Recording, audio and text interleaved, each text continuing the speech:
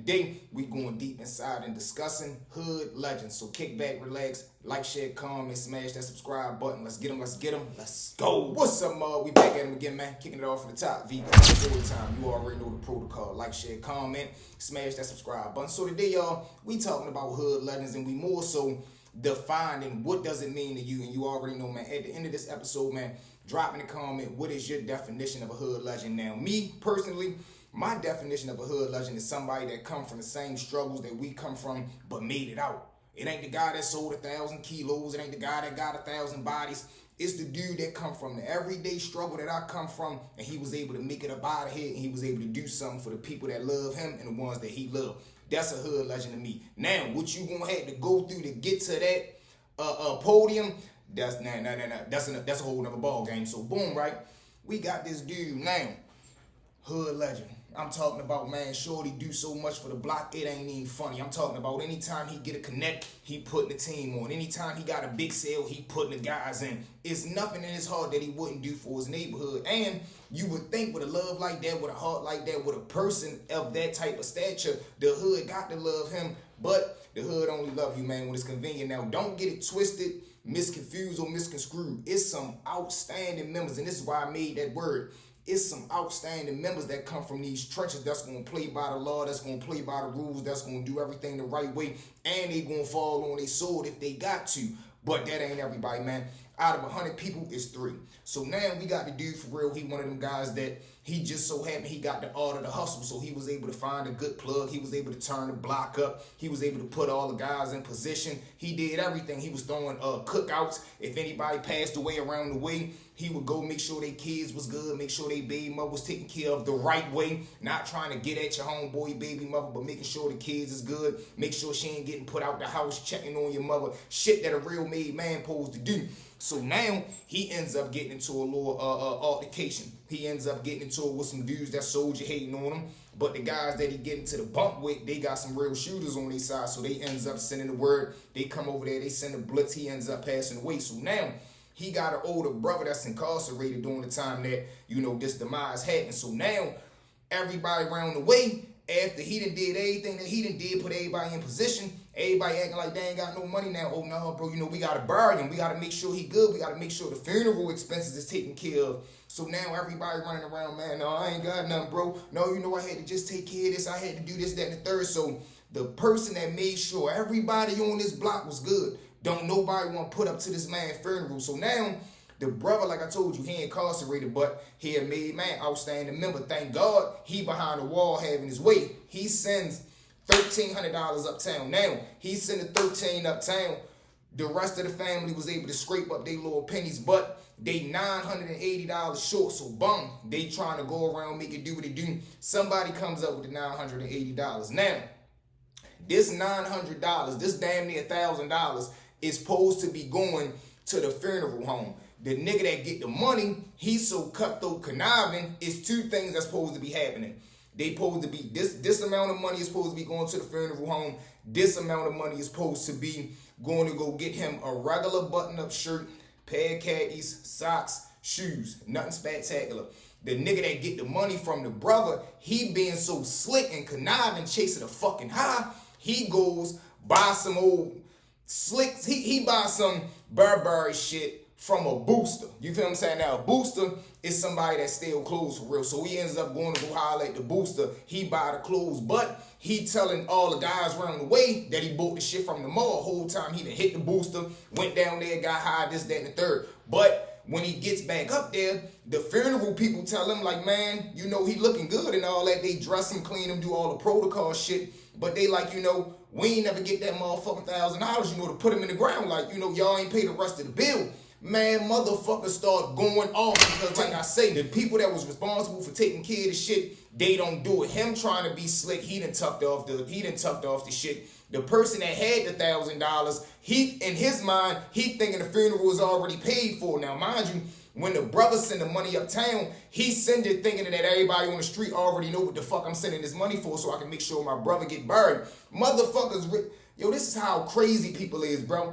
Motherfuckers really think somebody that's locked up would send $1,000 uptown onto the fucking streets for you to just go have fun with. Have you lost your mind? So when they get a hold of the nigga for real, they ends up going around the neighborhood hollering at some real hustlers, some real motherfuckers that understand, like, bro, we need, I'm gonna need $100 from you, bro. I need 200, bro. Can I hold $300 till I get my package, that, and the third? All the men though was asking, like, for what? What the fuck is y'all asking for money for? They tell them, bro, funeral today, dumbass fucked up the money for real. We owe the motherfucking funeral home $1,000 so they can put them in the ground. Whole time the OGs, they put their hit, man, listen, we ain't even gonna go through all that. They peel that shit off, man. Make sure this money, if Shorty don't go on that ground, y'all gonna need more motherfucking plots. Whole time the OGs kick out the money, they take it to the funeral home, they pay for the shit. Shorty ends up going into the ground. After the funeral, the whole hood ends up fucking up the little dude that was supposed to take care of the money, talking about, I know niggas just gave me the money.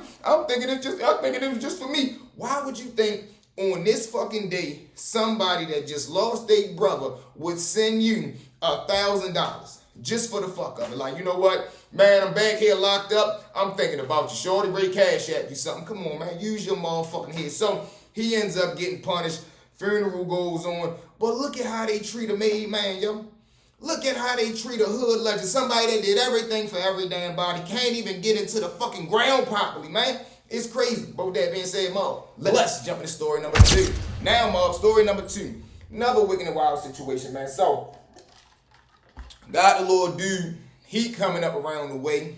He ends up catching a wave. Now, when you catch a run, you catch a wave, you gonna have your moment, you gonna have your shine, you gonna be cocky, you shouldn't be, but it's gonna go to your head, especially somebody that never had nothing, never really had no money, no shine, no spotlight. When you get it, if you ain't a solid individual, it's gonna fuck you up. There ain't no ifs, ands, or buts about it. It's like you getting $1 million tomorrow. You gonna lose your mind. It's okay, we understand. So whole time, he ends up getting away. He inherit a phone from another made man. What do I mean by that? Let's say this phone of mine is making $3,000 a day. Something ends up happening to me. The phone ends up getting into your hands. All you got to do is answer it and deliver a product that you already in possession in the beginning. So boom, he inherit the phone. He start working the block. As he's working the block for real, now mind you, listen, being a hustler and being a gangster is two totally different things. Two totally different things. Just because you get money does not mean you gonna get down. And just because people that don't know no better look at you like you're a gangster because of this money you making, that still don't make you a solidified man. Because like I always tell y'all, it's people that get money that won't bust a grape. It's motherfuckers that can't earn 25 cents that'll hit the whole damn house and the fish tank. So now he in the middle for real. He doing his thing. He getting cocky. He dragging on niggas. He knocking out the broads. He only dealing with his certain 5-6 homeboys that he really come out the mud with now that he's in position. Before, he was the guy. He wanted to be friends with everybody. He wanted to be on everybody's block. Now let me hold the dirt bike, bro. Oh, I'm fucking with you. Dabbing everybody up, representing the hood to the fullest. But now that he's the man in position, he looking at it like he looking down on niggas for real. If you ain't one of me and mine, man, I ain't really got nothing for you niggas for real. So whole time, he's starting to really build animosity and envy around his neighborhood. But he got one of them 6 dudes that he real close with. They are ultra dangerous man. Shorty ain't doing no plan. He's slinging that iron and he get high. So I say that to tell you, motherfuckers that's dangerous and addicts, they temper is this big. They fuse is this big. They don't know how to interpret certain shit. So them being high, you might say something to them and not mean no disrespect, but them just being irritated and agitated, they take the shit the wrong way and Shorty react. And when he react, he gonna get buck wild. So boom, people is staying at bay because of Shorty. Shorty ends up doing some breaking news shit. He ends up the plug down, like I told you, the nigga getting high. So his brain ain't really thinking the way that it do. So when he ends up spanking the plug, he ends up getting grabbed up. They charge him with the homicide. Boom. He over to jail. He gets over to jail. Of course, I know my man gonna look out for me. I'm the reason that nobody did nothing to you while I was home. Man, he start calling uptown. Man, I need a lawyer. I need commissary. I need people to go check on my son. I need people to make sure my mother good. Yo, I got a sister ready to do this. She trying to go to school. Do right for her. Whole time niggas is looking at him like, man, you ready to get double? Like, niggas ain't doing nothing for you. But this the shit that a motherfucker won't tell you. Yeah, they gonna answer the phone. Yeah, bro. Oh, what you say? How much you need for the lawyer? All right, shit, man. Niggas gonna put that shit together. We gonna put that shit together, bro. Niggas got you. They gonna hang up that phone and ain't nothing gonna happen.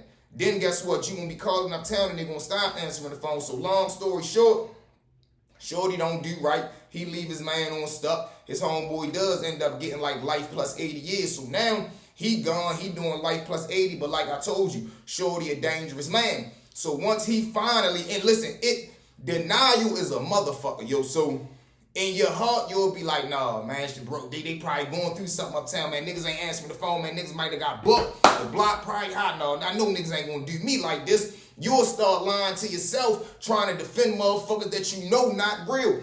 And you know they not real because you done protected this nigga. When motherfuckers came and bought that shit to his chest, he came and got you. That's all we need to know as a real man. If somebody do something to you and you don't handle it, but you come get me, even though I love you to death, I know you tender for real. I know you soft for real. I know you a duck for real, but you my duck. You my homeboy. I ain't gonna let a motherfucker do what he wanna do to you, but I know in my heart, you ain't as solid as you trying to portray out here. Whole time, the dude that's locked up, he ends up calling uptown to somebody that really love him, somebody that's dropping that hammer like he was out street, his own little team of hitters. Whole time, let's just say somehow, some way, the homeboy that left him on stuck, that got all the motion, that's doing the big lord, whatever he doing around the way, he ends up found to the dome, back of the alley, and it is what it is, you know, and there's no real sympathy for him because to the world, you was looked at, or to your neighborhood, you was looked at as a hood legend, somebody that get the money, get the bras, got the cars, do right for certain motherfuckers around the way, and people are still idolize you and you ain't never done a thing for them because they looking for the one day. All right, as long as I keep promoting he a real nigga, even though I know he a duck, shit, one day he gonna do something for me, and that be the sucker ducker shit that'll have somebody that's tender and fake living in a false reality that they a real nigga, that they a real soldier. But yeah, he ended up getting clipped. Bro still serving his time. But wicked and wild, man, this is why I say all the gangster shit when it come to being a hood legend, it don't really count for nothing in the end because all the hood legends I know from the great kingpins, these niggas is doing life in the feds and motherfuckers ain't picking up the phone. They had to find their own way. They had to sell their own strips, their own brands. They had to still continue to break love behind the wall just to survive when they done above and beyond for niggas on the street. So, you know, it be like that, man. And this is why I tell y'all, don't get involved in the streets, stay out the way, because it's not worth it, yo. Take it from the kid, yo. I'm young, but I done been through a lot, man. This shit ain't worth it. But with that being said, Mark, thank y'all for riding with me. Where you know you forever lied with your boy stories with V. At this time, one more time for me, Mark. Like, share, comment, and I repeat, smash that subscribe button, y'all. We'll be at 100K in no time from the bottom of my heart. I love each and every one of y'all. Let's get them. Let's go. Hood life.